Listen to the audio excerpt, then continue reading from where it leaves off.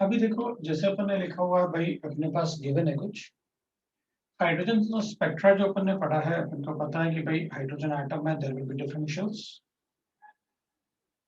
ये न्यूक्लियस हो गया, दिस इज हाइड्रोजन एटम। इसमें n इक्वल टू 1 बोलते हैं अपन, n इक्वल टू 2 बोलेंगे, n इक्वल टू 3 बोलेंगे, n इक्वल टू 4 बोलेंगे, 5 बोलेंगे, और लास्ट मतलब n इक्वल टू 6 भी लिख लेते हैं, और nth शेल लिख लेते हैं। अपन ने इसको पढ़ा अपन ने कि भाई देखो, इसमें एनर्जी -13.6 है, -3.4 है, -1.51 है, -0.85 है, -0.54 है, और -0.377 इलेक्ट्रॉन वोल्ट। ये एनर्जीज अपन ने पढ़ा हुआ है ऑफ डिफरेंशियल्स। अभी एक्चुअली व्हाट हैपेंस में इन एनर्जीज में, जैसे अगर अपन चेक करेंगे, this first shell is called ground state, और इसको अपन कहते हैं फर्स्ट एक्साइटेड स्टेट। इसको अपन सेकंड एक्साइटेड स्टेट बोल सकते हैं, और इसको third excited state, and so वो अपन लिख सकते हैं। अगर अपन चेक करेंगे तो हम इसमें कंसेप्ट बना सकते हैं कि देखो भाई, अगर किसी इलेक्ट्रॉन को हमें, पहले तो अपन एनर्जी डिफरेंस लिख सकते हैं, दैट इज 0.1 लिख लेता हूं मैं। अपन को पता है कि when we move away from the nucleus the energy of the shell increases, but negative sign के साथ मैग्नीट्यूड डिक्रीज होता है। मैग्नेटिव साइन है लेकिन वो डिक्रीज हो रहा है, so that's why we say that वो इंक्रीज हो रहा है ना। तो वो अपन ने लिखा हुआ है। तो अपन कहेंगे ठीक है भाई, अब अपन कहेंगे जैसे इसकी एनर्जी E1 ले लेते हैं, ठीक है ना। इसको एनर्जी E1 बोल देते हैं, इसको E2 बोल देते हैं, इसको E3 बोल देते हैं, and so on.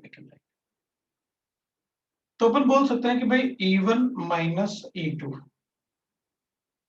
is greater than E3 minus E2 is greater than E4 minus right ना, E3 minus E4 is greater than, like that we can write। मतलब इन दोनों में डिफरेंस ज्यादा होगा इन दोनों से, इन दोनों में डिफरेंस ज्यादा होगा इन दोनों से, इनमें डिफरेंस ज्यादा है इन दोनों से, इनमें डिफरेंस ज्यादा है इन दोनों में से, like that we can write। एक तो अपन ये पॉइंट लिख सकते हैं। दूसरा पॉइंट मैं लिख सकता हूँ एनर्जी से related, also we can write, इसी में लिख सकते हैं अपन ऑल्सो। अरे ऊपर वाले में वो E4 माइनस E3 होगा ना। E4 माइनस E3 कर लो, कोई प्रॉब्लम नहीं, वैसे भी अपन मैग्नीट्यूड लिखने वाले हैं। सो अपन लिख सकते हैं ऑल्सो। अगर अपन चेक करें E1 माइनस E2, इसमें फिर E2 माइनस E1 करना पड़ेगा। E2 minus E1, E2 minus E1 जो एनर्जी होगा that will be less then, जैसे अपन लिखेंगे इसमें से इसको माइनस करो, इसमें से इसको, वैसे अपन को पता है यहां से यहां तक का डिफरेंस 10.2 होता है, यहां से यहां तक का डिफरेंस 12.1 होता है, यहां से यहां तक का डिफरेंस 12.75 होता है। तो इस टाइप से इलेक्ट्रॉन अपन को पता था कि E2 minus E1 is 10.2, E3 minus E2 ये तो बहुत छोटा होगा इन दोनों का डिफरेंस, राइट ना। वो तो वैसे भी देखने से ही पता चल रहा है अपन को। लेकिन मैंने कहा E2 माइनस E1, ये वाला E2 minus E1 is less than E3 minus E1 is less than E4 minus E1। अपन ऐसे लिख सकते हैं, ये बता सकते हैं भाई इसका डिफरेंस इसके साथ कम होगा, इसके साथ और बढ़ेगा, इसके साथ और बढ़ेगा, इसके साथ और बढ़ेगा, एंड सो ऑन। तो ऐसे अपन एनर्जी लिख सकते हैं, द एनर्जी डिफरेंस अपन ऐसे बता सकते, ठीक है ना। Next point we can write as, इसमें अपन दूसरा एक पॉइंट लिख सकते हैं, दैट इज, अब अगर अपन लिखेंगे that is we required the hydrogen spectrum. एक बार अपन हाइड्रोजन स्पेक्ट्रम की बात करते हैं। The different lines, the different lines obtained in hydrogen spectrum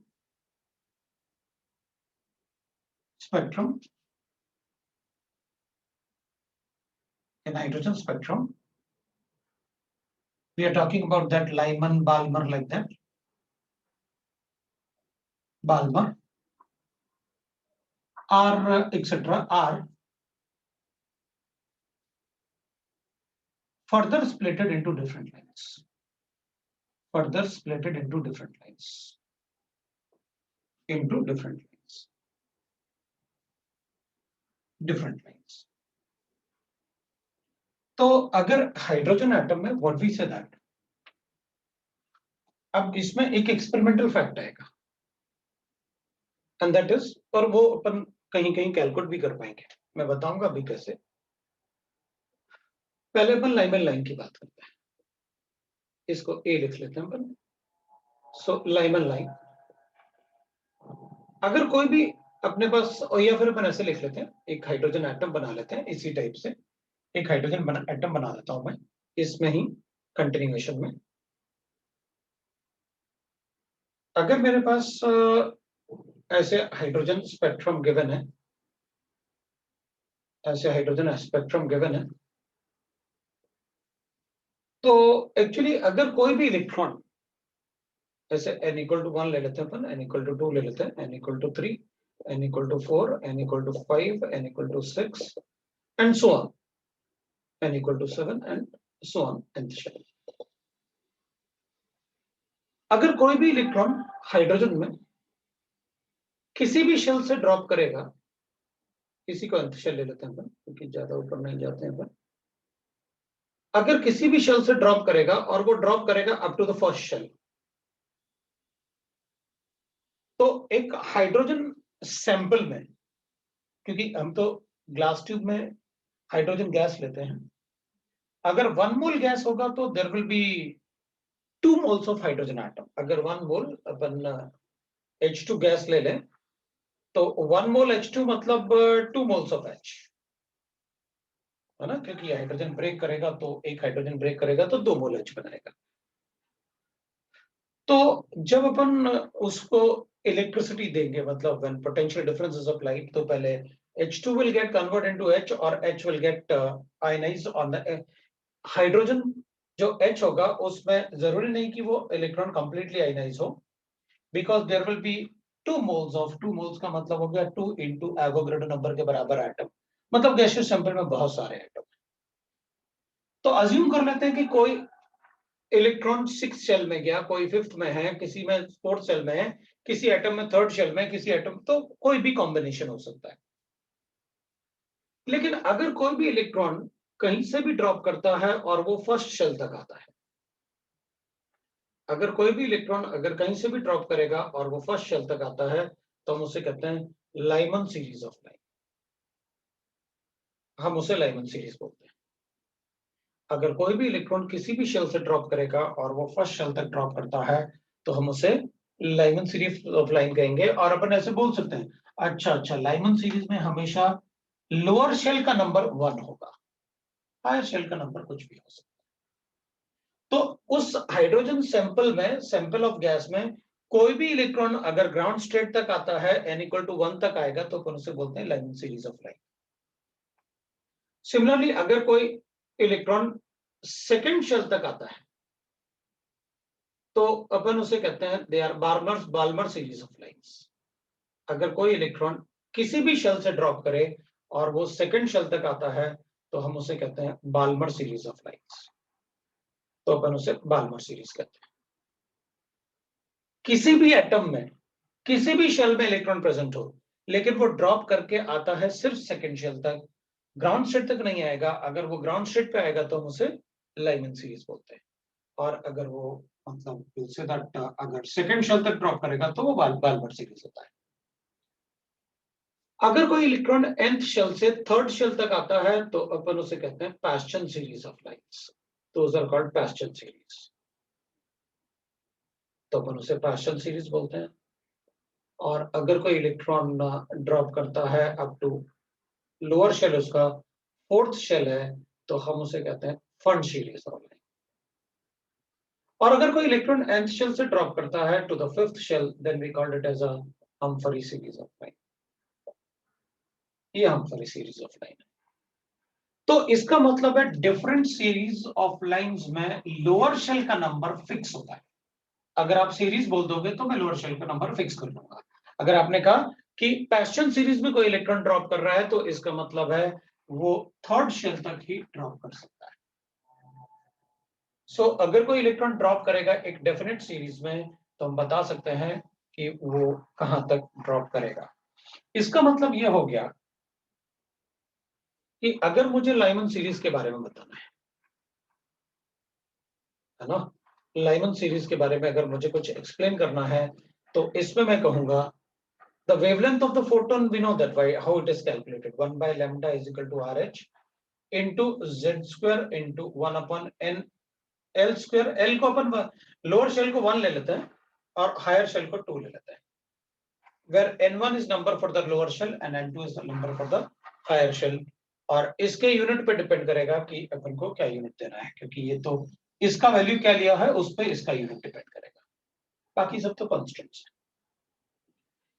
अब अगर अपन लाइमन सीरीज की बात करेंगे तो for Lyman series N1 is always equal to 1। Lyman series के लिए N1 का वैल्यू हमेशा 1 होगा, मतलब लोअर शेल का नंबर 1 होगा, एंड हायर शेल का number N2 can be, it can be 2, it can be 3, it can be 4। मतलब N2 का वैल्यू कुछ भी हो सकता है, कहीं से भी इलेक्ट्रॉन ड्रॉप कर सकता है, लेकिन इलेक्ट्रॉन को ड्रॉप करना पड़ेगा up to first shell. Then we see that those are Lyman series of lines।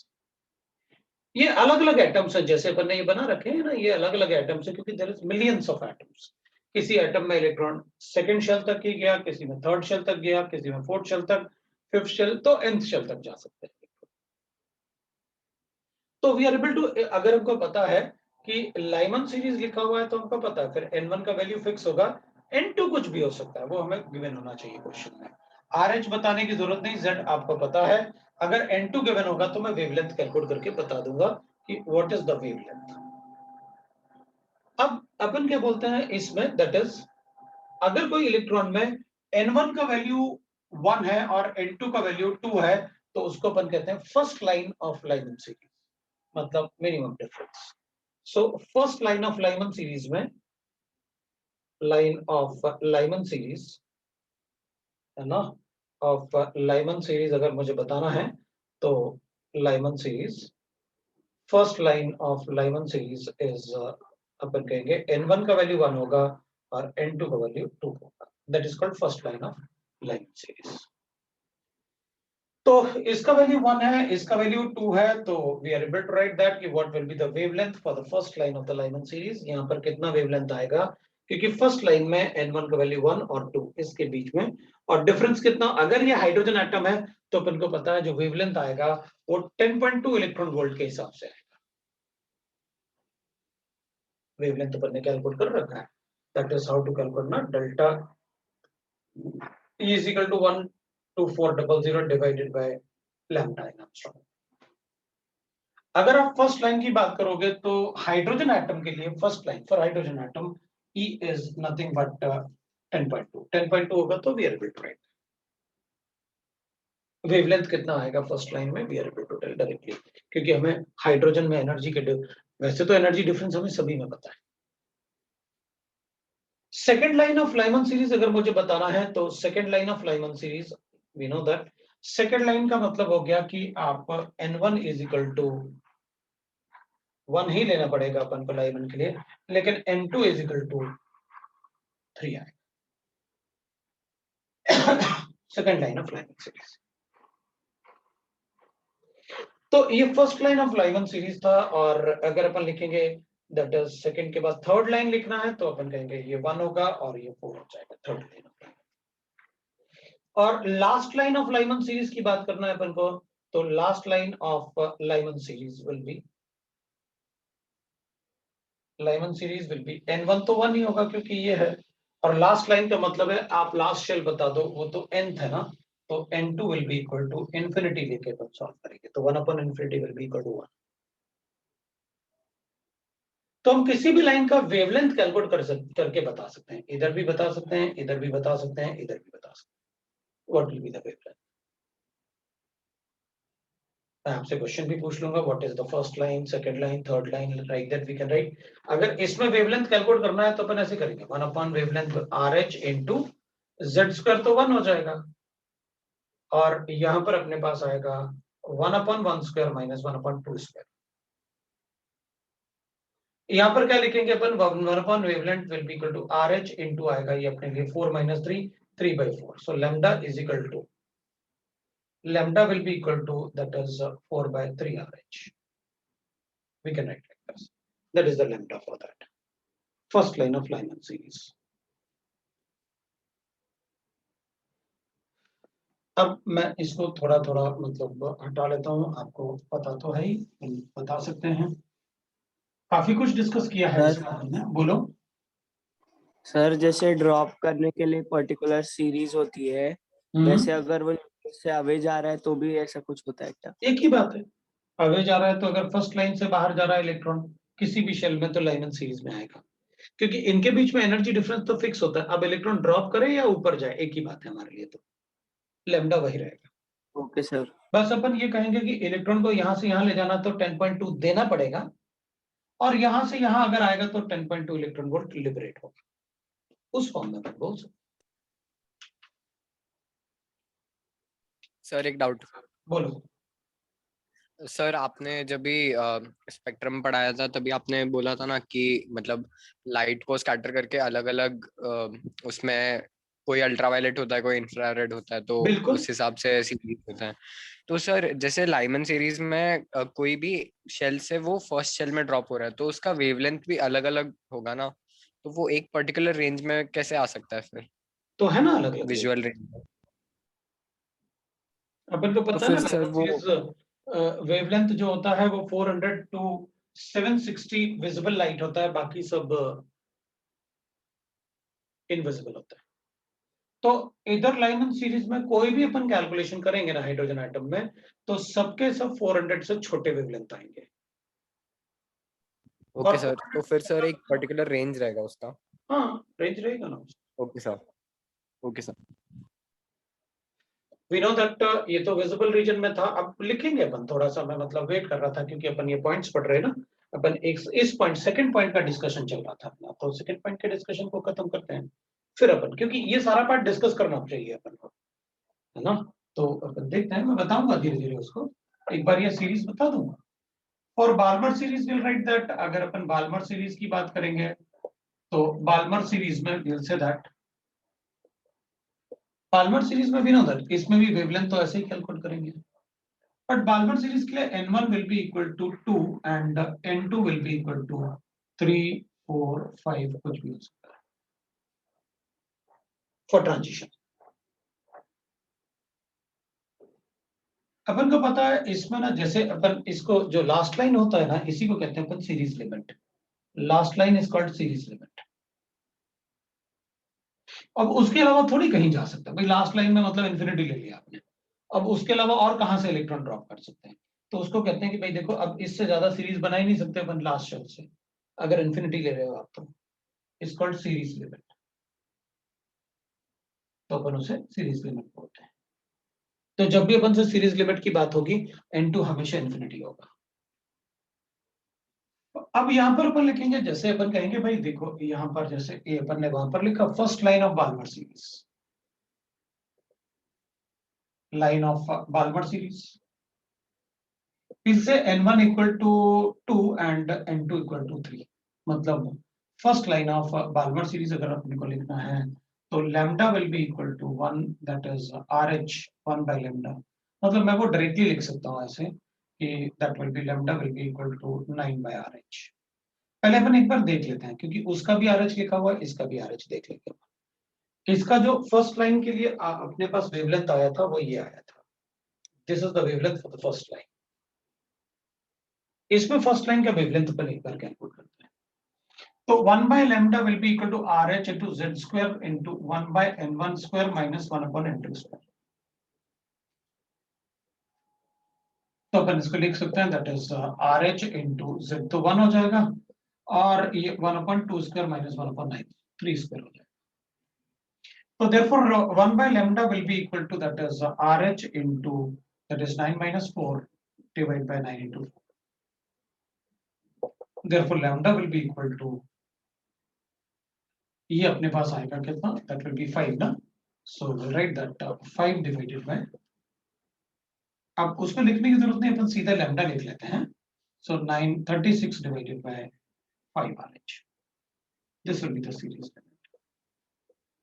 This will be the first line of lambda. अब इनको याद नहीं रखना है अपन को कुछ भी, मैं सिर्फ आपको कैलकुलेट करने का तरीका बता रहा हूं कि फर्स्ट लाइन को कैसे कैलकुलेट करते हैं, सेकेंड लाइन को क्या बोलते हैं, क्योंकि बाल्मर है तो n1 का वैल्यू तो 2 ही होगा. अगर 2 से 3 का ट्रांजिशन आप बोल रहे हो फर्स्ट लाइन है, तो 2 से 4 का ट्रांजिशन सेकेंड लाइन होगा. मैं सिर्फ आपको कैलकुलेशन करना सिखा रहा हूं, बाकी लाइंस अपने आप ही लिख लूंगा.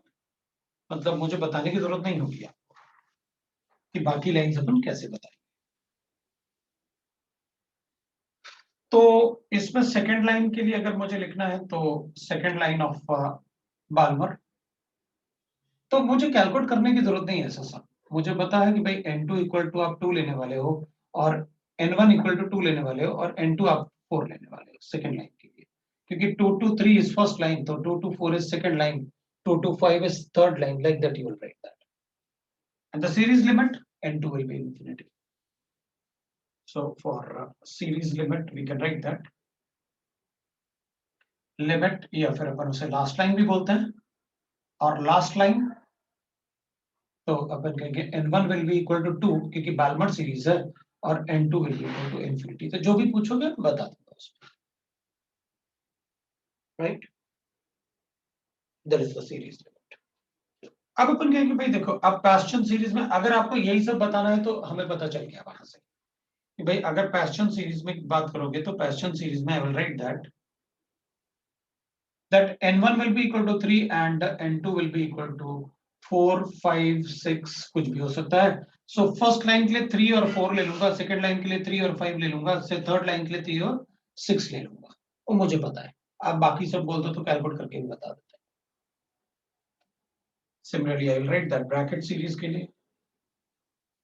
तो ब्रैकेट सीरीज के लिए अपन लिखेंगे that is n1 will be equal to 4 and n2 कुछ भी हो सकता है, 5, 6, 7 like that we can write. और पॉइंट सीरीज के लिए भी अपन लिख सकते हैं. अब ये सब अपन को लिखना मतलब जरूरी नहीं है, अब यहाँ तक काफी है अपने लिए. n1 is equal to 5 हो जाएगा और n2 will be equal to Brackett series कौन सा है? Brackett series will be fourth वाला ना, ये वाला ब्रैकेट सीरीज है ना, ये वाला. अच्छा, अपन ने ब्रैकेट नहीं लिखा, अरे यार डायग्राम में ब्रैकेट तो लिखा ही नहीं अपन ने. ये ब्रैकेट सीरीज हो जाएगा और ये फंड सीरीज हो जाएगा. इसके बाद हमफरी सीरीज आएगा, उसको चेक कर लेना भाई, उसको लिख लेना. और हमफरी सीरीज होगा, हमफरी कोई पूछता तो है नहीं तो अपन वैसे फिर भी लिख देते हैं भाई. अपन ने पहले भी लिखा हुआ है कि हमफरी सीरीज जो होता है. अब ब्रैकेट सीरीज जैसे तुमने पूछा ना, मैं समझ गया था, वहां नहीं लिखा होगा मैंने, नहीं तो वो साथ में बना हुआ है तो फिर पूछने की जरूरत ही नहीं थी, वहां कुछ गड़बड़ किया होगा मैंने. तो n1 is equal to 6 and n2 equal to 7, 8, like that we can write. That is about the series. तो जब भी आप कोई सीरीज बोलोगे तो लोअर शेल का नंबर में फिक्स कर दूंगा. जब भी आप कोई भी सीरीज बोलोगे लोअर शेल का नंबर फिक्स कर दूंगा, और हायर शेल कुछ भी हो सकता है. आप फर्स्ट लाइन बोलोगे, थर्ड लाइन बोलोगे, सिक्स्थ लाइन बोलोगे या लास्ट लाइन बोलोगे तो भी मुझे पता है what does it mean. So these are the different series of lines जिसमें n1 का वैल्यू फिक्स होगा, लेकिन n2 का वैल्यू डिपेंड करता है कि इलेक्ट्रॉन कहां से ड्रॉप कर रहा है. ये अपना थर्ड पॉइंट था. तो पहले आप थर्ड पॉइंट को लिख लो, फिर अपन मतलब आगे बढ़ते हैं क्या करना है अपन को, फिर अपन फोर्थ पॉइंट की बात करेंगे.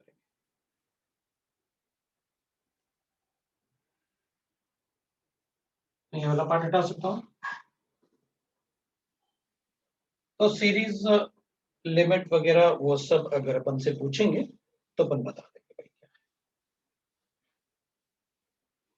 तो हमें डिफरेंट सीरीज में ये पता चल गया कि कौन कौन सा, और अपन को पहले से पता है कि भाई लाइमन सीरीज यूवी रीजन में होता है, बाल्मर विजिबल में होता है, और पैशन, और ये सभी फिर बाकी आईआर रीजन में होते हैं। पहले मैंने आपको बताया। So these are in IR region, this is in visible region and this is in UV region. अभी लिखा था मैंने, तो ये अपन बता सकते हैं। आप ऐसे लिख लो, मैं आगे बताता हूँ क्या करना है।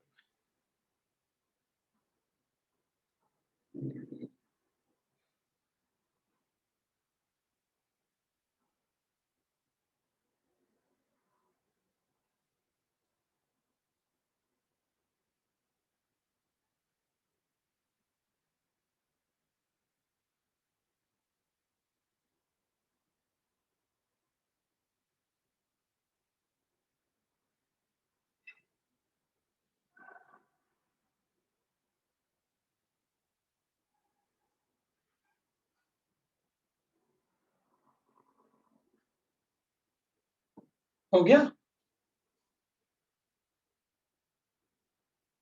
यस तो सर। तो फिर अपन पॉइंट नंबर 4 लिखेंगे स्पेक्ट्रम का। ये तो अपन ने एप्लीकेशन वाले पार्ट का। अब फोर्थ पॉइंट, फर्स्ट पॉइंट अपन ने लिखा एनर्जी से रिलेटेड, सेकंड पॉइंट अपन ने लिखा ये स्पेक्ट्रम से रिलेटेड ना, तो ये थर्ड पॉइंट होगा। अब ये थर्ड पॉइंट है अपना।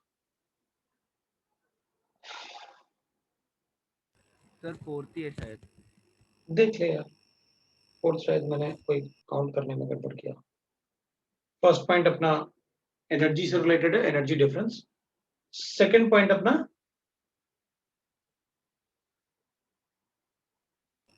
सर ये लिखा था the different line obtain in hydrogen spectrum. हाँ, तो फिर ये फर्दर सर थर्ड ही होगा शायद, है ना, थर्ड लिख लेते हैं। डिफरेंट लाइंस अपन ने हाइड्रोजन स्पेक्ट्रम में देख लिया। अब हाइड्रोजन का किसी भी एटम में लिखेंगे अपन तो बस जेड का वैल्यू तो चेंज होगा, बाकी तो कंसेप्ट यही रहेगा।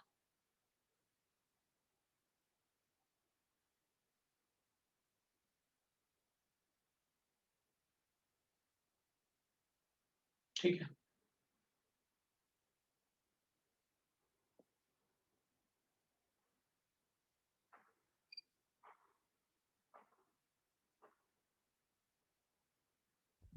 रवि आपने क्या बोला, मैंने सुना नहीं। The number of possible veg, number of possible veg मैंने, अच्छा अभी जो बोला, अभी मैंने ये बोला था कि भाई इसमें कोई भी दूसरा एटम है तब भी चलेगा, क्योंकि ये सिर्फ हाइड्रोजन एटम में नहीं होगा ऐसा। अगर कोई दूसरा एटम भी है तो उस एटम में भी अगर कोई इलेक्ट्रॉन ग्राउंड स्टेट तक ड्रॉप करता है तो अपन उसमें लिख सकते हैं दैट इज लाइमन सीरीज होगा। सो थर्ड पॉइंट लिखने वाला हूं, number of possible veg electron can drop, an electron can drop from the nth shell, any nth shell, to the ground state, to the ground state is equal to होता है that is we can write n into n minus 1 divided by 2, where n is the number for the nth shell, where n is the number for the nth shell. So अगर कोई electron drop करता है suppose from sixth shell या fifth shell to the ground state, तो how many possible ways we can have, हम calculate करके बता सकते हैं। So we can write that, for example, if an electron drops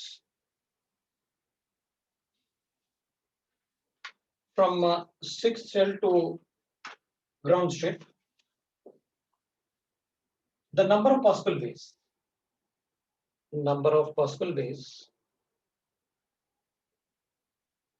will be equal to, that is 6 into 6 minus 1 divided by 2, that is equal to 15 ways. So like that we can say the number of possible ways an electron can drop from any shell to the ground state.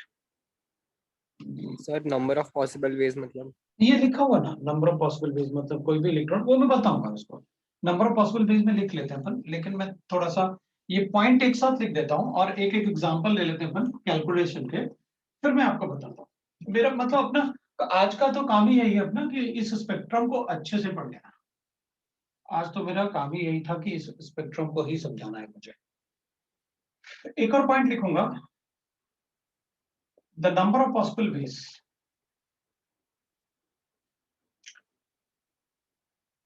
अपन थोड़ा सा number कम कर, example ले लेते हैं एक और। ये example 1 है आपके पास, मैं एग्जाम्पल 2 ले लेता हूँ क्योंकि इसी को एक्सप्लेन कर लेते हैं पहले, फिर मैं नेक्स्ट पॉइंट लिख लेंगे अपन, तो एग्जाम्पल और भी अच्छा आ जाएगा आपके पास। मैं थोड़ा सा नंबर कम कर रहा हूँ और वो तुम कैलकुलेट कर लोगे तो और भी अच्छा रहेगा भाई। अपन क्वेश्चन लिख लेते हैं इसको, calculate number of possible veg, calculate number of possible veg if electron drops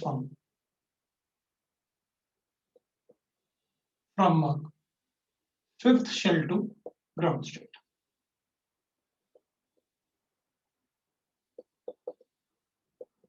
बोलो भाई, what are the number of possible ways an electron can drop from fifth shell to ground state? Certain. 10. Certain.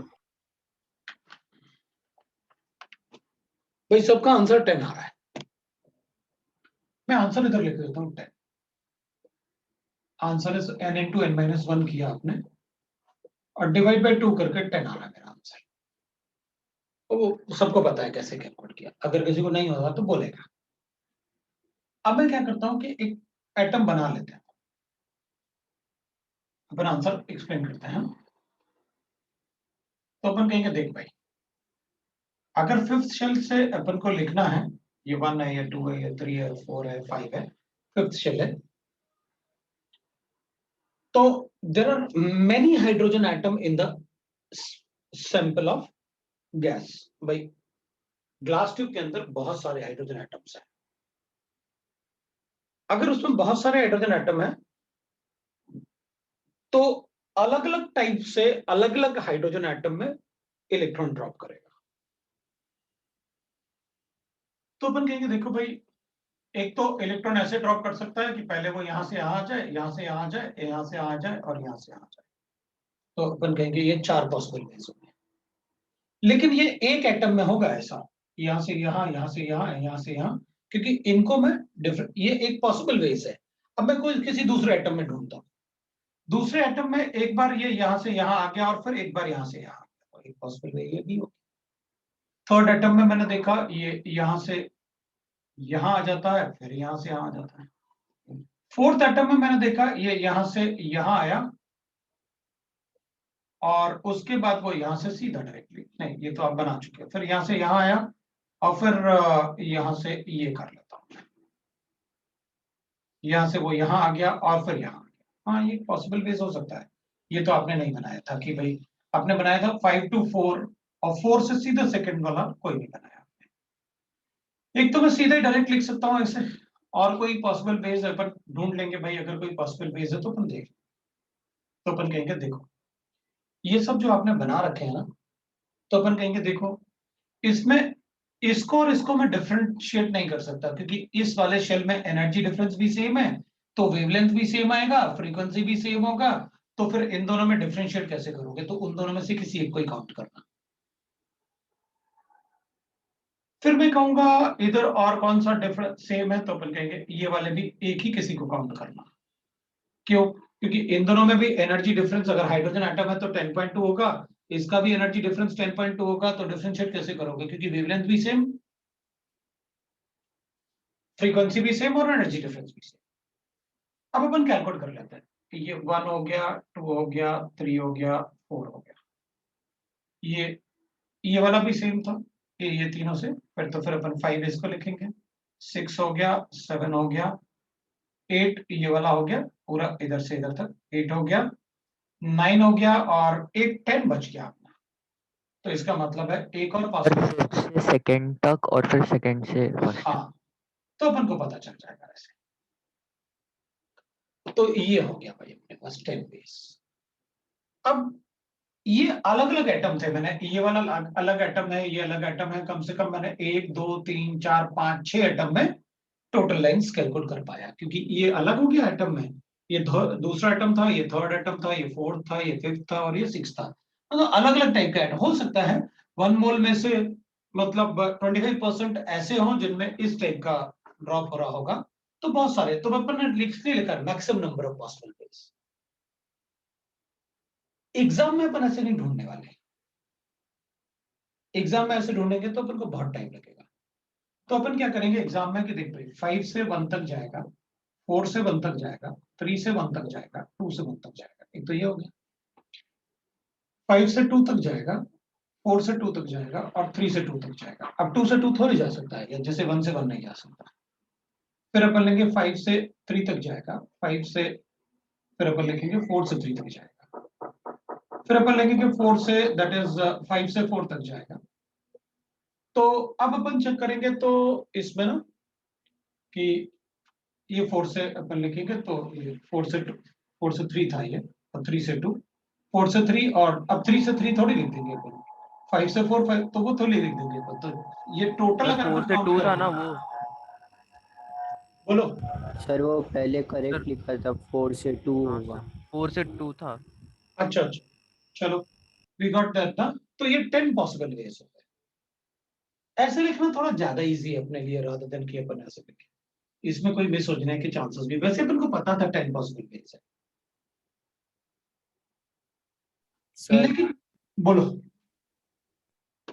Sir आपने वो जो diagram बताया ना, sir उसमें वो जो फर्स्ट वाला जो है वो लाइक 4 बार नीचे जाता है, मतलब 4 पॉसिबल वेज। सर वो वाला एक बार फिर से एक्सप्लेन कीजिए ना। फिफ्थ शेल में इलेक्ट्रॉन है, तो 5 से 4 जा सकता है, 4 से 3 जा सकता है, 3 से 2 जा सकता है, और उसके बाद फिर 1 जा सकता है। मतलब 5 से 4 में, 5 से 3 में, फिर अपन ने लिखा 5 से 4 में, 4 से 3 में, 3 से 2 में, और फिर 2 से 1। तो ये 4 पॉसिबल वेज हो गए। तो वो फिर उधर ही रहेगा ना, मतलब फिर से नीचे नहीं जाएगा ना? नहीं, एक बार किसी एटम, इसलिए तो मैंने कहा आपसे कि ये एक एटम है, ये दूसरा एटम है, ये थर्ड एटम है, ये फोर्थ एटम है, ये फिफ्थ एटम है, ये सिक्स्थ एटम है, 6 एटम लिए अपन ने एटलीस्ट। भाई आप तो गैसियस सैंपल की बात कर रहे हो ना, भाई किसी एटम में मान लो ये है, तो ये एक एटम में पॉसिबल है।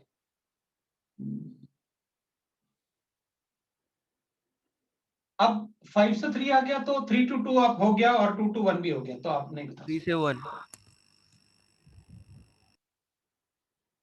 तो अपन बता देंगे कि भाई 5 से 3, तो 5 से 3 अपन ने लिखा ये, और 3 से 1 लिख लिया। तो उस टाइप से नंबर ऑफ पॉसिबल वेज मैंने कैलकुलेट कर लिया। तो मैक्सिमम कैलकुलेट करने के लिए अपन को क्या करना होता है, इसलिए मैंने क्या किया कि पहले आप मैक्सिमम बना लो, उसके बाद फिर ऐसे बनाते रहना, 10 पॉसिबल वेज हो जाएंगे। 5 लाइंस है, 5 लाइंस में आप डिवाइड करते रहो, तो मैंने डिवाइड किया। भाई 5 से डायरेक्टली 1 पे भी जा सकता है, 5 से 2 पे जाके फिर 1 पे जा सकता है, लेकिन इसमें ये तो सेम हो जाएंगे ना, ये वाला, ये वाला, ये वाला, वेवलेंथ तो सेम है, तो इन तीनों में से किसी एक को ही काउंट कर सकते हो। जब तक किसी लाइन का वेवलेंथ डिफरेंट ना हो, या फ्रीक्वेंसी डिफरेंट ना हो, मैं कैसे कैलकुलेट कर सकता हूँ कि मैं उसे ऑब्जर्व कर सकता हूँ? उसको तो कैलकुलेशन भी नहीं कर सकते, तो उसका कैलकुलेशन पॉसिबल नहीं होगा अपने लिए।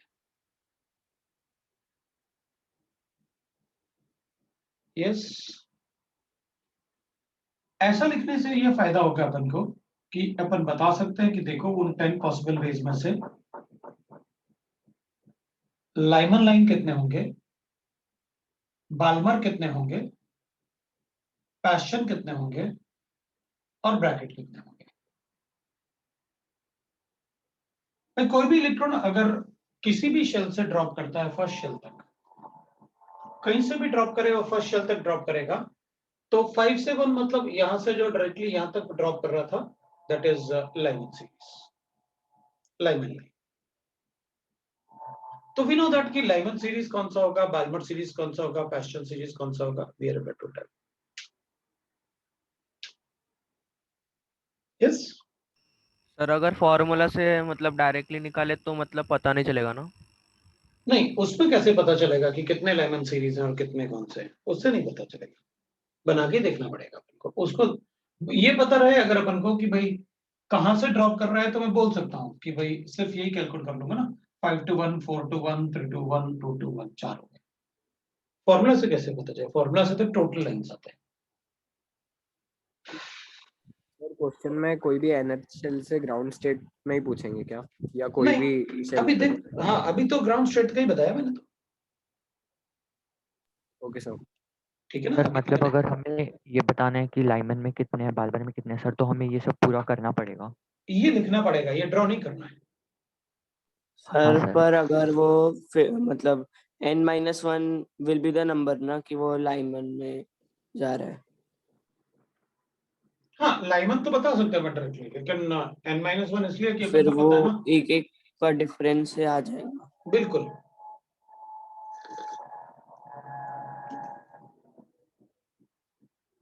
ठीक है,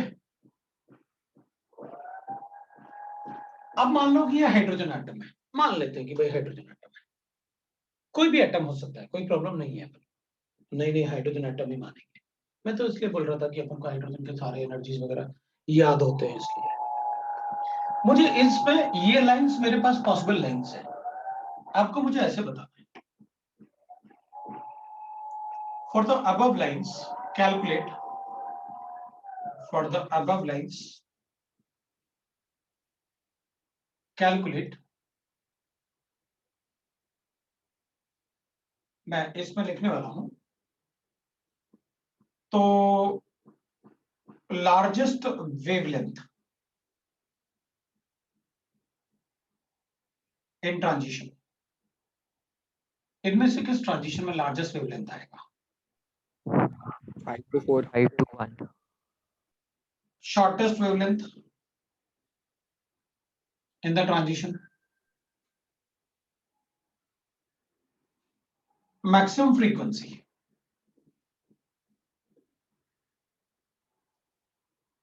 maximum frequency in transition, then we'll write that second largest wavelength,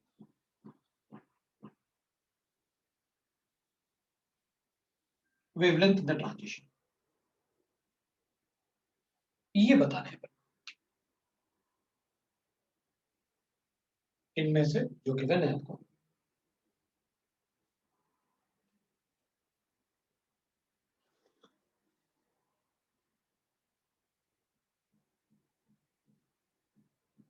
For the above lines calculate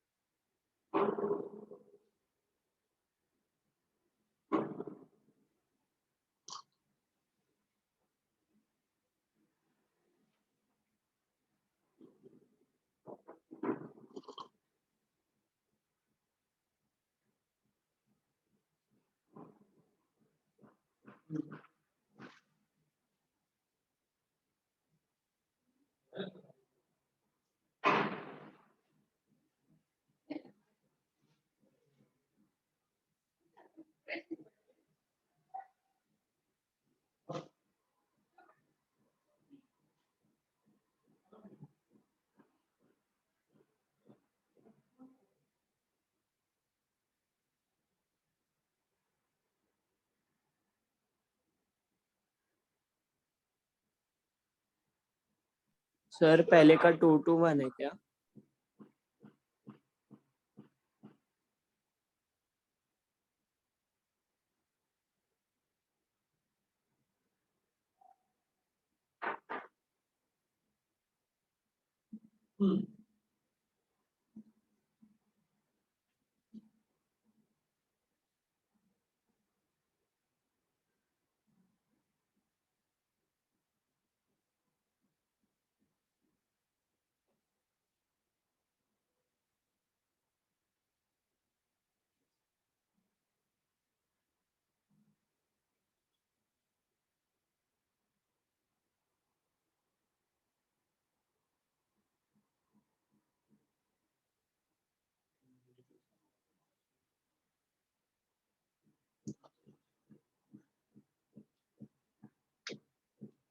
हाँ जी भाई,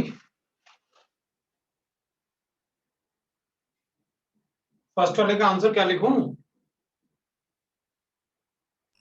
sir 5 to 4। 2 to 1. Sir, 5 to 4. पता नहीं, देखते हैं। Energy is inversely proportional to wavelength. अगर मुझे वेवलेंथ लॉन्गेस्ट चाहिए तो एनर्जी डिफरेंस लीस्ट चाहिए, और एनर्जी डिफरेंस लीस्ट 5 to 4 में होगा।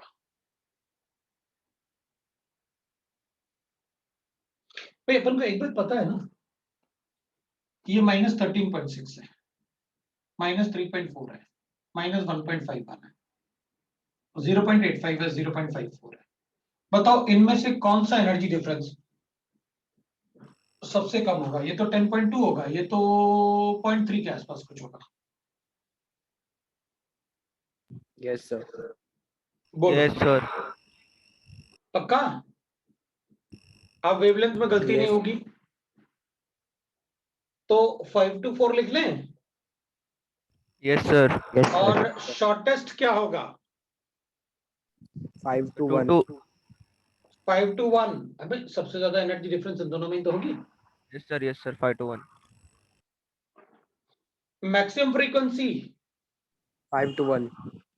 तो मैक्सिमम एनर्जी, क्योंकि energy is directly proportional to frequency, Yes, sir. तो 5 to 1। और second largest wavelength 5 to 3. 5 to 3. ठीक है, मैं एक बार चेक कर लूं। तो सेकंड Yes, sir. लार्जेस्ट मतलब लॉन्गेस्ट है, तो सेकंड लार्जेस्ट एनर्जी डिफरेंस देख भाई। अच्छा बता, 5 to 3 ज्यादा होगा या 4 to 3 ज्यादा होगा?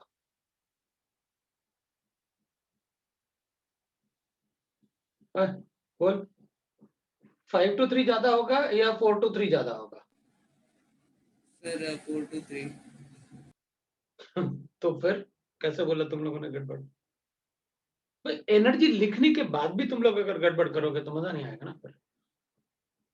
बताओ भाई, है ना? समझ में आया ना मैंने क्या किया?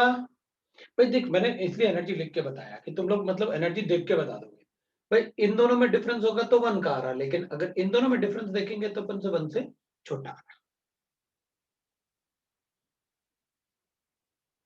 तो क्या लिखेंगे? 4 to 3। अब कभी कभी अपन से ऐसे ही बोल सकता है, अच्छा बताओ लॉन्गेस्ट वेवलेंथ मतलब लार्जेस्ट वेवलेंथ कौन सा ट्रांजिशन शो करेगा? तो बताएंगे भाई, उसमें फंड मतलब फोर्थ वाला ना, ब्रैकेट ट्रांजिशन शो करेगा।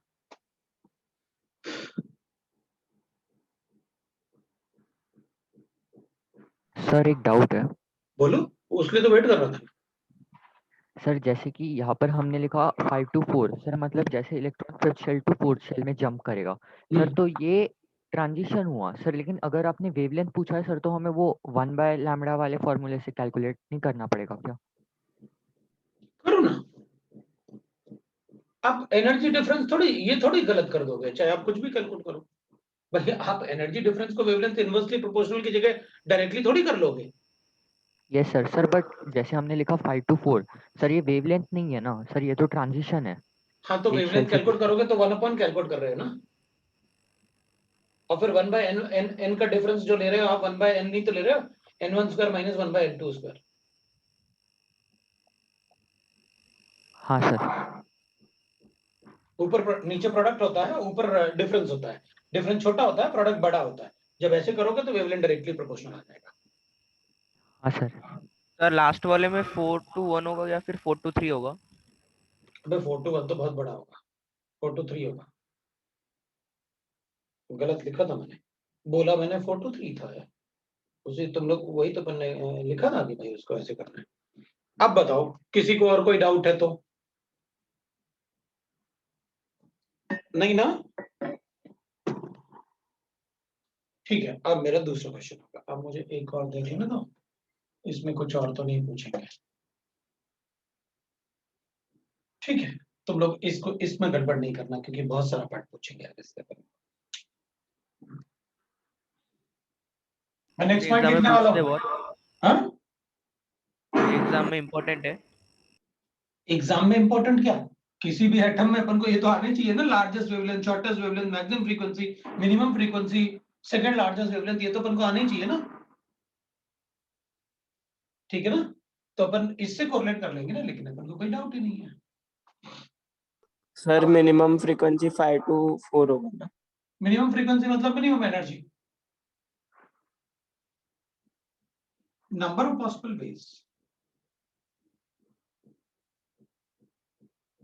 ways an electron drops from any shell to, ये ड्रॉप की जगह अपन एक्सचेंज भी लिख सकते हैं, और ड्रॉप लिख लेते हैं अपन ना, उसको जंप भी लिख सकते हैं अपन, इसलिए मैंने एक्सचेंज लिखा। Two, so when a number of possible ways an electron drops from any shell to the other shell, but not to the ground state, to the ground state, but not to the ground state is equal to होता है summation of delta n, वो अपन लिखेंगे summation of delta n। तो एक example देख लेते हैं, calculate number of possible ways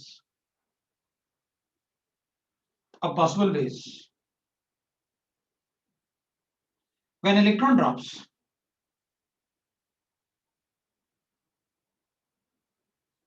where delta n is difference between the cell है, वो तो मैंने लिखा ही नहीं, when electron drops from sixth shell to the we'll write that second shell, तो अपन लिखेंगे ठीक है भाई, आंसर लिखते हैं, that number of ways will be equal to between any two shell will be equal to summation of delta n. Delta n is difference between the shells, so that will be equal to 6 minus 2, summation of 6 minus 2,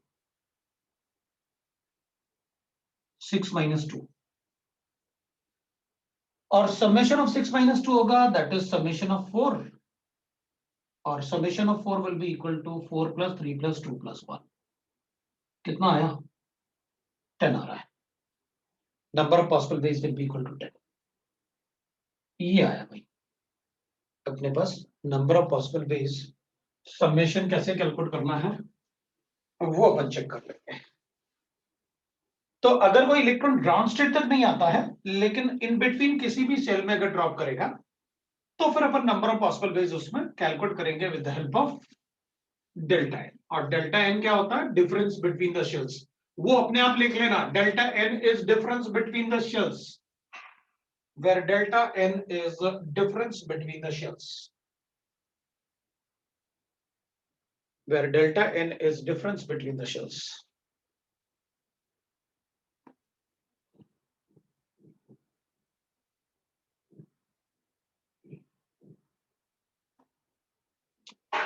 तो अपन calculate कर सकते हैं, मतलब अगर कोई electron ऐसे drop कर रहा है, जैसे एग्जांपल अपन ने ये लिखा था, तो उसी एग्जांपल में अगर अपन को लिखा है 1 2 3 4 5 6, तो n इक्वल टू 6, 1 2 3 4 5 और n इक्वल टू 6, तो अपन ऐसे बना देते भाई, सेकंड शेल तक आ रहा है तो एक तो ऐसे हो सकता है, दूसरा अपन ऐसे बना सकते हैं, थर्ड अपन ऐसे बना सकते हैं, फोर्थ अपन, हाँ पाल्मर सीरीज में हो जाएगा।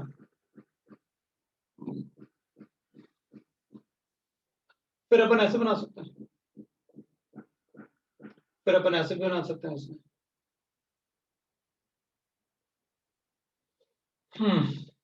ऐसे ही बना सकते हैं अपन इसे, तो वो total number of possible veg 10 आ जाएंगे। तो नंबर ऑफ पॉसिबल वेज ऐसे 10 आ जाएंगे, तो अपन क्या करेंगे ना, ऐसे लिखने के बजाय अपन ऐसे लिख लेते ना, 6 to 2 है ना, 5 to 2, 4 to 2 और 3 to 2, फिर अपन लिख लेंगे that is 6 to 3, 5 to 3, 4 to 3, फिर अपन लिख लेंगे that is 6 to 2, 6 to 4 and 5 to 4, फिर अपन लिख लेंगे 6 to 5, लो भाई 10 आ गया।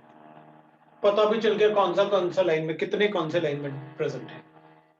फिर पूछ लो आप longest wavelength, shortest wavelength, frequency, जो मर्जी चाहे पूछ, हमें फर्क नहीं पड़ता। Between any two shells will write like this summation of delta n, but अगर हम लिखेंगे that is to the ground state, तो ground state में हमेशा n into n minus 1 divided by 2, between any two shell it is summation of delta n। और एक और point लिखूंगा मैं, fifth point, that is number of possible ways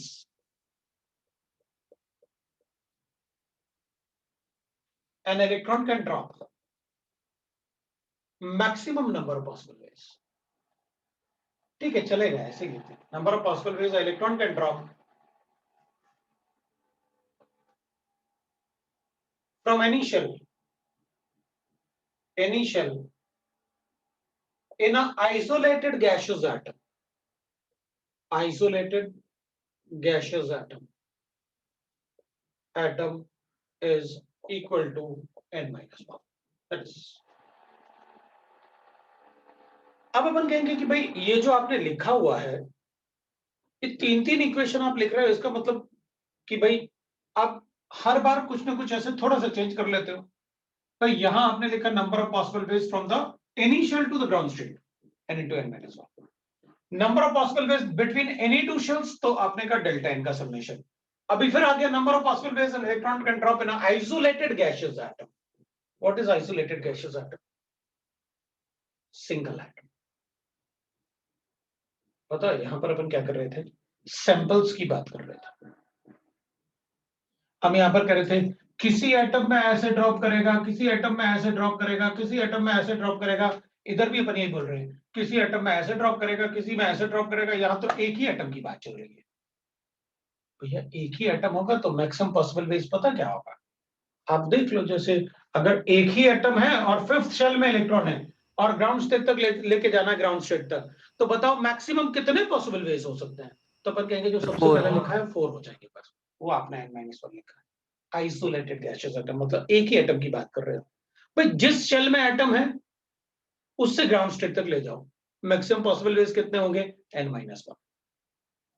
जैसे इसमें फिफ्थ शेल में था तो 4 से ज्यादा पॉसिबल वेज थोड़ी हो सकते हैं एक एटम में, तो अपन कहेंगे भाई 4 हो जाएंगे isolated gaseous atom.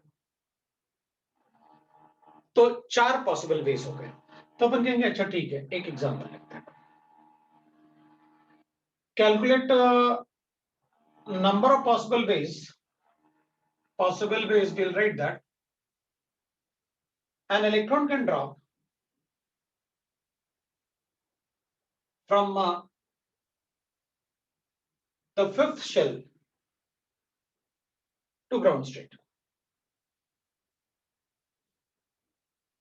in an isolated gaseous atom। ये लिखा होना चाहिए आइसोलेटेड गैसियस एटम। अगर ये नहीं लिखा होगा ना तो मैं इन दोनों में से किसी को अज्यूम कर लूंगा। वैसे ग्राउंड स्टेट लिखा है तो इसको अज्यूम करके कैलकुलेट कर दूंगा गैसियस एटम। तो ये लिखा होना कंपलसरी है मेरे लिए, आइसोलेटेड गैसियस एटम। तो मैं कहूंगा अच्छा ठीक है, फिफ्थ शेल है ना, 1 2 3 4 5, n equal to 1, n equal to 2, n equal to 3, n equal to 4, n equal to 5। तो अपन कहेंगे एक बार ऐसे ड्रॉप कर लो, एक बार फिर यहाँ पर, फिर यहाँ पर और फिर यहाँ पर। ये 4 वेज हो गए। Therefore answer is n-1। So n-1 मतलब 5-1, 5-1 मतलब 4 वेज आ गया। ये लो भाई ऐसे बता दो।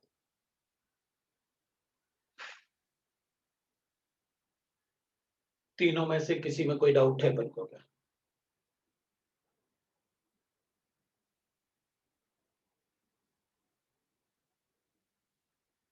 इसमें कोई डाउट है क्या? नहीं नो सर। नो तो सर। मैं एक क्वेश्चन पूछने वाला हूं, तुम मुझे बताओगे।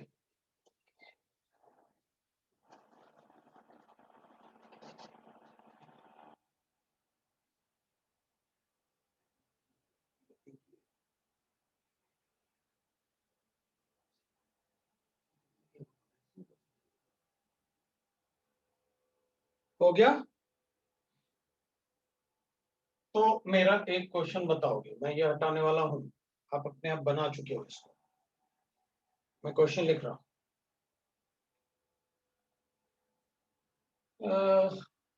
क्वेश्चन है calculate the minimum number of atoms are required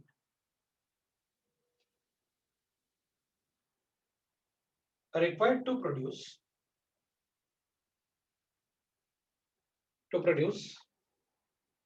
minimum number of isolated atoms required to produce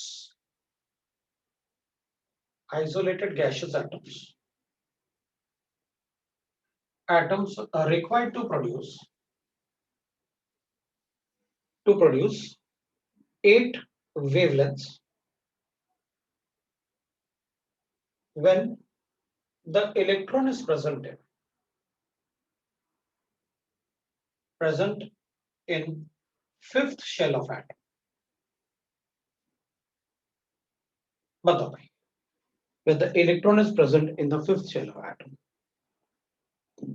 आपको मिनिमम नंबर ऑफ एटम बनाने, मतलब एक एटम में मैक्सिमम पॉसिबल वेवलेंथ्स बनाने हैं.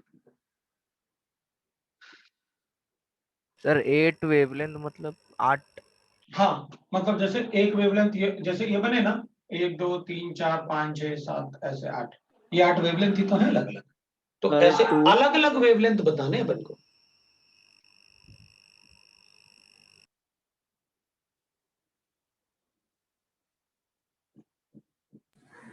Sir, 2.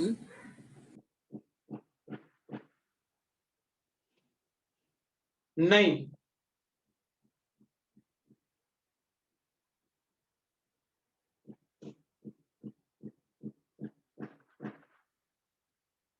बताओ भाई.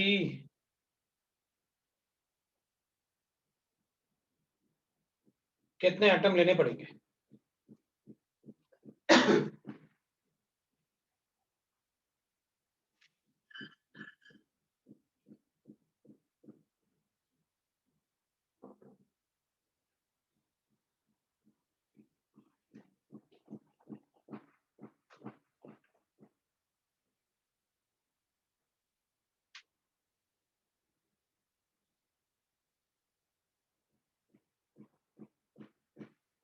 मैं लिखूं? देख भाई, ये सर वेट. तो वेट कर लिया.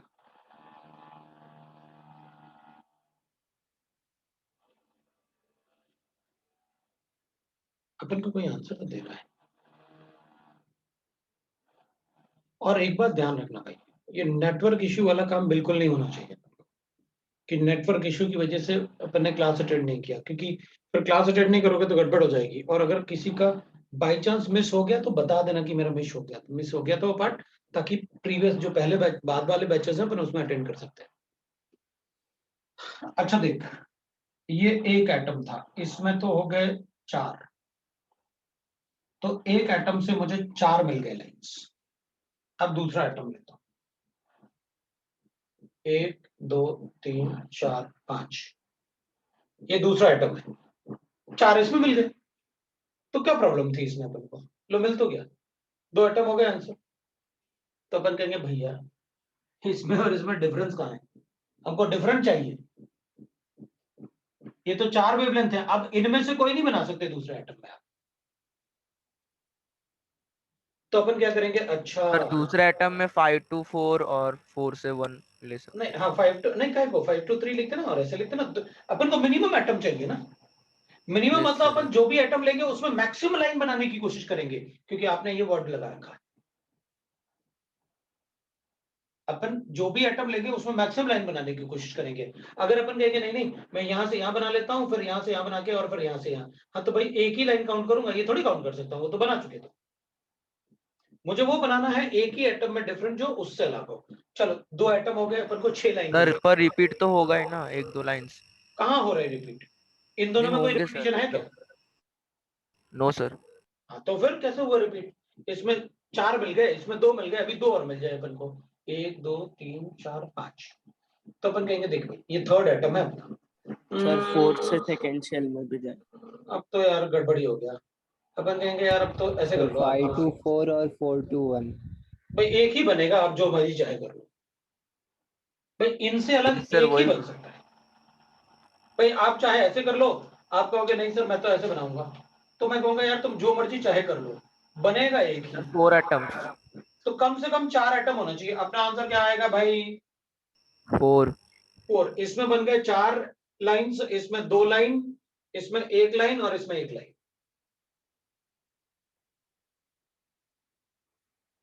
लो भाई, अगर 8 वेवलेंथ चाहिए अपन को तो क्या करना था?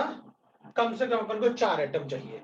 अभी मुझे लगता है आपको क्लियर हो गया what do you mean by isolated atom, Yes sir, clear हो गया. राइट ना? अब अपन को कोई प्रॉब्लम नहीं आइसोलेटेड एटम को लेके। चलो भाई, आइसोलेटेड एटम को लेके अपन को सारा कुछ क्लियर हो गया। अब मैं इसको हटा रहा हूं।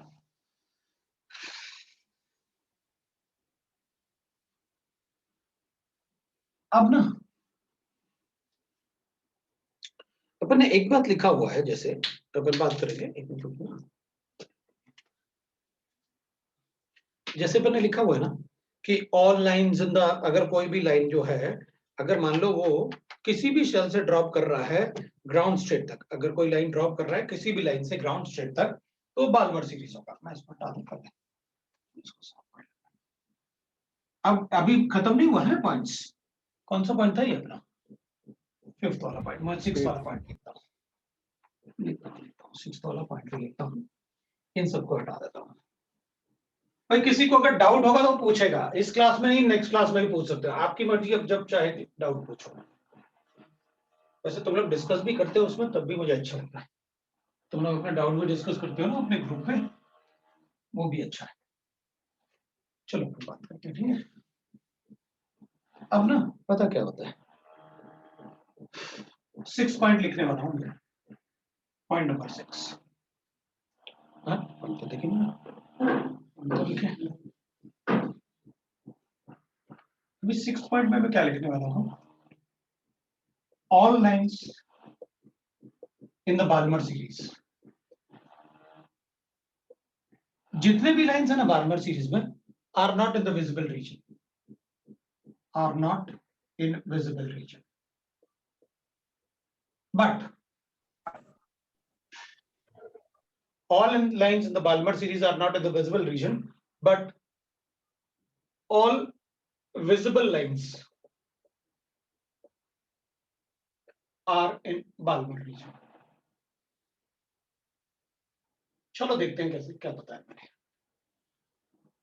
पता क्या होता है, जैसे अपन कैलकुलेट करते हैं ऐसे हैं, तो अपन एक एग्जांपल लेते हैं कि भाई हमारे पास ऐसे ना शेल्स हैं 1 2 3 4 5 6 7, और 20 शेल अपन ले सकते हैं, n इक्वल टू 1 2 3 4 5 6 7 ऐसे अपन लिख सकते हैं।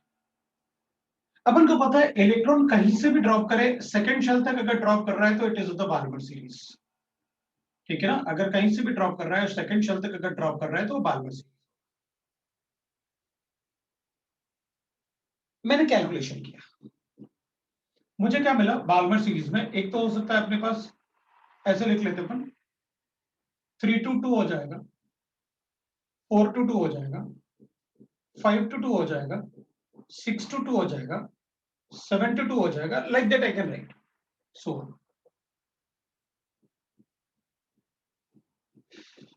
मैंने कैलकुलेट किया, ये वेवलेंथ मेरे पास आता है इस ट्रांजिशन में, तो lambda is equal to for this transition 3 to 2।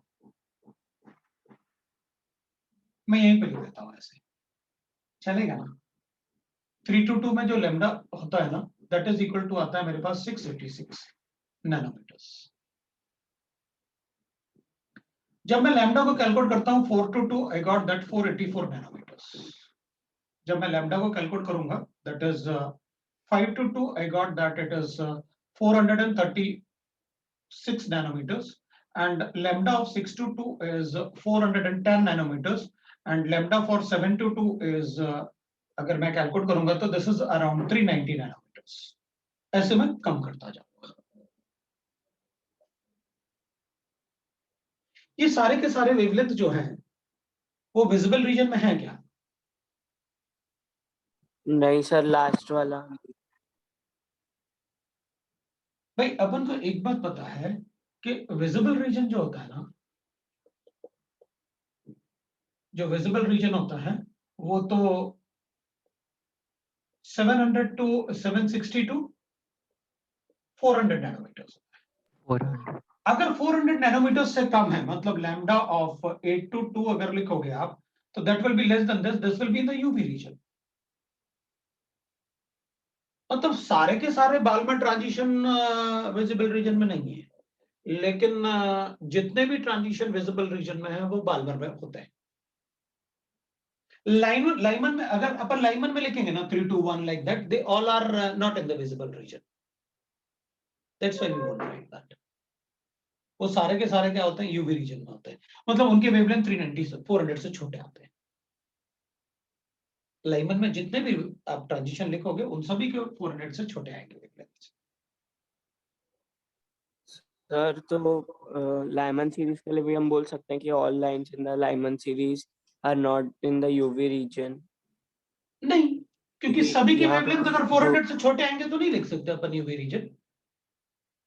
But यहाँ पे भी तो बाल्मर रीजन के मतलब कुछ ट्रांजिशंस वो यूवी रीजन नहीं में नहीं, लेकिन प्रॉब्लम पता क्या आ रहा है, लाइमन सीरीज में यूवी रीजन मतलब अपन को ये बताना पड़ेगा ना, they must be present in the UV region, क्योंकि एनर्जी डिफरेंस बहुत ज्यादा थोड़ी होगा, 13.6 इलेक्ट्रॉन वोल्ट ही तो है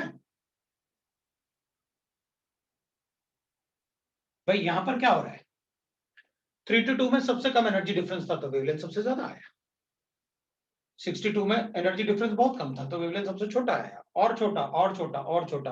अब आप nth शेल तक भी जाओगे तो कितना छोटा है, इधर डिफरेंस जो है वो ज्यादा आया, जैसे जैसे आप इधर आ रहे हो डिफरेंस कम होता जा रहा है, मतलब मैक्सिमम 280 के आसपास आके रुक जाएगा, अब 280 से छोटा जाएगा ही नहीं।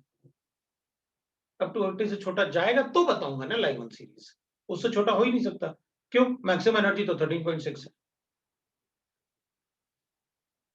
सर ओके मतलब सर। यूवी रीजन में थोड़े बाल्मर के एंड बाकी लाइमन के ना। अपन कहेंगे थोड़े यूवी रीजन में,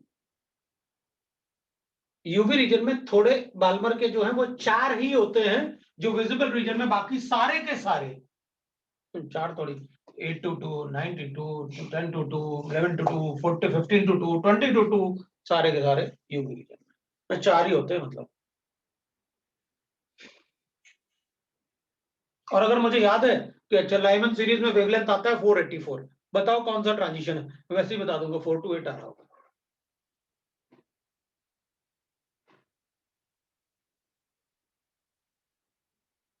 लेकिन मैंने तो वेवलेंथ इसलिए लिखे ना क्योंकि वो मुझे याद है, मुझे तो इसलिए याद है भाई मुझे एक ही सब्जेक्ट पढ़ना है, तो ऑब्वियसली बात है मुझे तो वेवलेंथ भी दिखाने होंगे कि कैलकुलेट कर लो, मैंने तो ऐसे ही कैलकुलेट किया, 1 by lambda RH is equal to, इससे ही कैलकुलेट किया भाई सब नैनोमीटर्स वगैरह, z square 1 upon n1 square minus 1 upon n2, n1 तो 2 हो जाएगा, 2 square minus 1 upon n2 square, उससे कैलकुलेट किए सारे nanometres.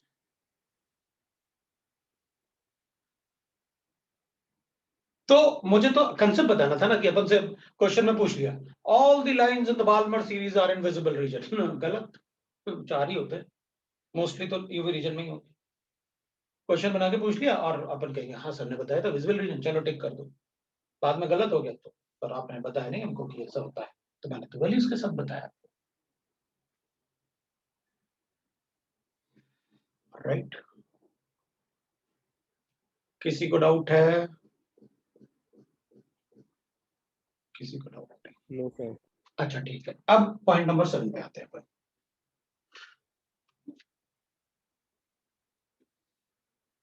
Suppose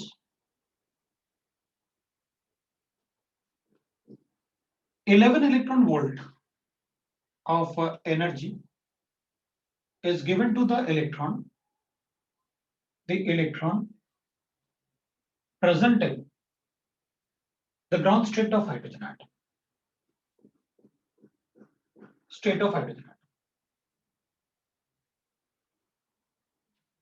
calculate the shell in which electron will jump। तो मैं इसको ऐसे लिख सकता हूँ 1 2 3 4 ऐसे, ये n equal to 1, n equal to 2, n equal to 3, n equal to 4, इधर अपन को पता है एनर्जी -13.6 -5 3.4 -1.51 -1.0.8। बताओ भाई, यहाँ एक इलेक्ट्रॉन है,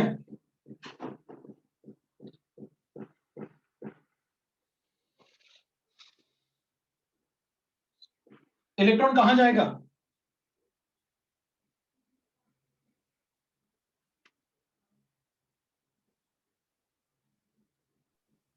सर वो 2 और 3 के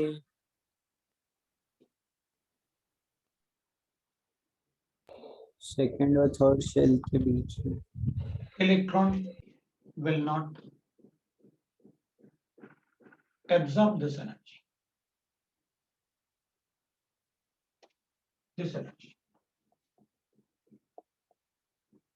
because energy of shell is fixed.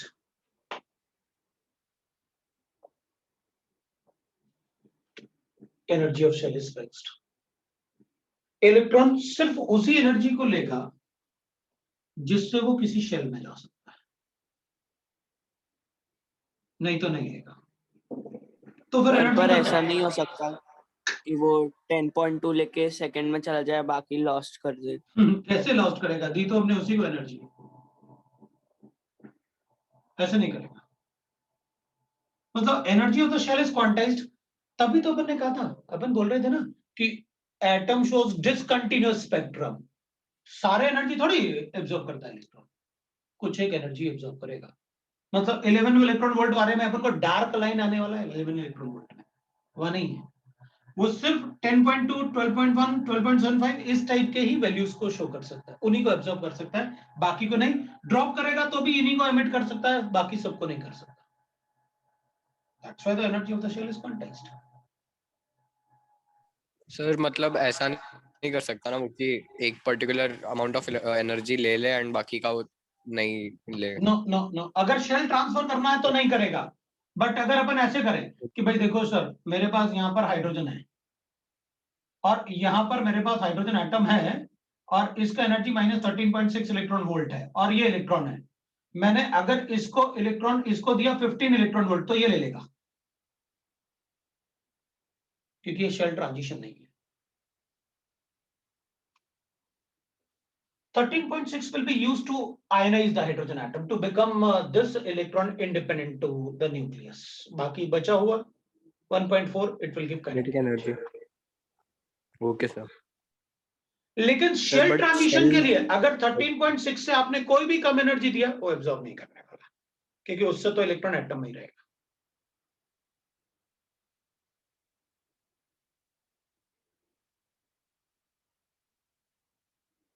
किसी को डाउट है?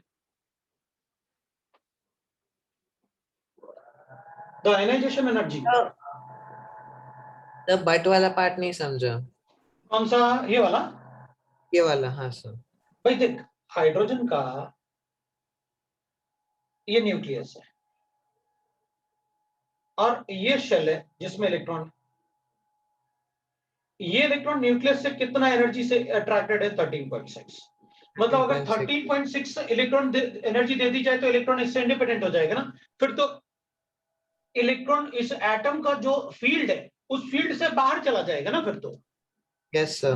जब सी फील्ड से बाहर चला गया तो किसी शेल की बात कर ही नहीं सकते आप। Yes sir.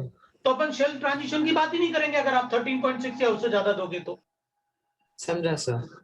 तो फिर इसको अपन ने 15 इलेक्ट्रॉन वोल्ट दे दिया तो 13.2 तो इसको इंडिपेंडेंट होने में लग गया और 1.4 जो बचा उसने इसको एनर्जी दिया, काइनेटिक एनर्जी। तो आयनाइजेशन एनर्जी ऑफ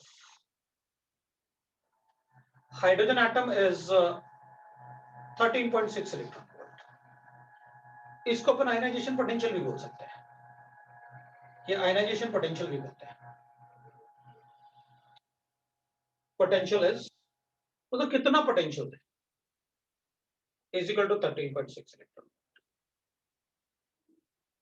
तो अगर अपन 15 देंगे तो ये इजेक्ट करके it will have kinetic energy is equal to 1.4 electron, उसको वेलोसिटी देगा ये 1.4 इलेक्ट्रॉन वोल्ट।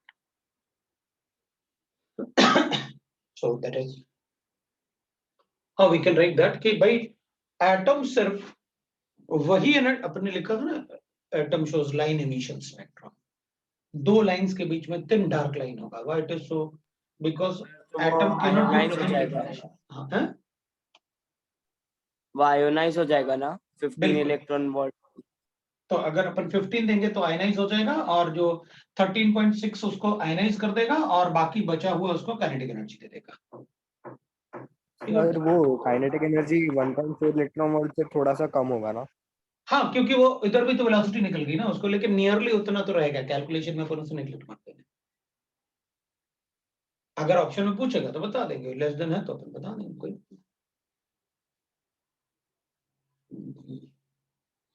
सर 1.4 क्यों नहीं रहेगा?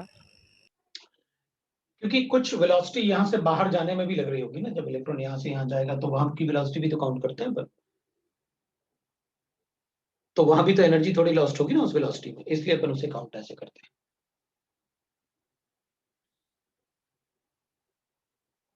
किसी को सर डाउट? अगर 13.6 से कम एनर्जी देंगे तो वो पर्टिकुलर अमाउंट ही देंगे तो ही वो शेल चेंज करेगा, वरना वो नहीं तो absorb नहीं करेगा। बिल्कुल वही बात जो तुम बोल रहे हो, वही मैं बोल रहा हूँ। बिल्कुल बिल्कुल बिल्कुल। किसी को डाउट है तो बोलो। No, sir. ये अपना हाइड्रोजन स्पेक्ट्रम है। अब हाइड्रोजन स्पेक्ट्रम अपना एक्चुअल में खत्म हुआ। इसके बाद अपन पढ़ेंगे डी ब्रॉगली इक्वेशन, लेकिन उससे पहले आप मैं चाहता था थोड़े क्वेश्चंस करते अपन, लेकिन